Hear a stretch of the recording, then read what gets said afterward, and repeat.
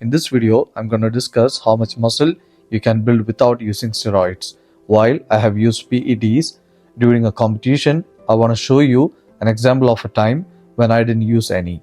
Back in 2010, I weighed 60 kg and by 2016, I weighed 70 kg with a lower body fat percentage. This means I gained about 10 kg of muscle mass over a span of 6 years through consistent training. One of the main reasons for this muscle gain was exposing my body to new diets and exercise routines that stimulated muscle growth. Like everyone else, I added a decent amount of size by training consistently. In the following years, I gained few more kilograms and weighed about 74 kg. Then, as of today, in 2023, I weigh 82 kg after completing 3 cycles. My first cycle and my second cycle lasted 4 weeks and the third cycle lasted for 10 weeks. According to the Allen Aragon model theory, beginners can grow 1 to 1.5% of their body weight as new muscle mass per month. So, a man weighing 100 kg can gain 12 to 18 kg of new muscle mass in the first year. In the second year, it goes into intermediate. Then, the rate slows down considerably in the third year. Looking at my situation, I managed to add a decent amount of muscle mass throughout the years. The amount of muscle you can build without steroids varies from person to person based on natural genetic potential. To maximize your natural potential, you should consume enough protein, carbs, and fats based on your current body composition and consistently work out with enough intensity to stimulate growth. However, the most important variable for natural muscle mass gain is genetics. A study conducted by a natural bodybuilder using 300 title-winning natural bodybuilders and strength athletes resulted in a formula. This formula uses your height, body fat, wrist and ankle circumference to estimate your natural muscle building potential. While this is the best formula available today, it is not entirely accurate as it does not consider other factors like environment, diet routine and exercise intensity. There are 3 other predictors that indicate how much muscle mass you can build. The first study suggests that your birth weight is a significant factor influencing your muscle mass. The heavier you were at birth, the more muscle mass you can potentially add. The second predictor is the ratio between your index finger and your ring finger. If your right index finger is shorter than your ring finger, it means you were exposed to more testosterone while you were in the womb.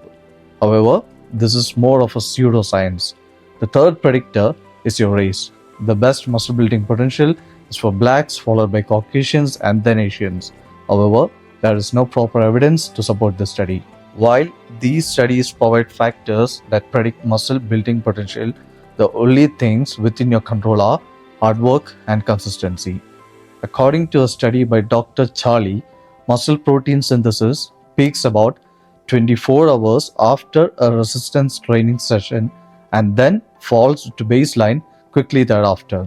Thus, training a body part once per week, as many enhanced bodybuilders do, is not the best way to gain muscle if you are planning to gain naturally.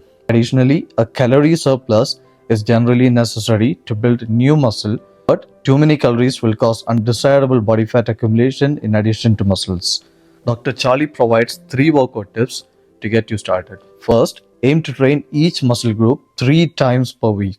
I have mentioned in several of my videos to train your weak muscle 3 times a week for quick growth. Second, train with higher volume and lower intensity or lower volume and higher intensity. If you try to train with both intensity and volume, you will likely overtrain or hinder your muscle building efforts. Lastly, follow structured training plan and keep a training journal. Since the response to different training programs is individualized, having objective data is invaluable in figuring out what works best for you. Every body responds differently, so copying a diet and workout from Google won't work for everyone. Everyone needs a customized plan based on their current body condition. And last but not least, rest is compulsory for recovery.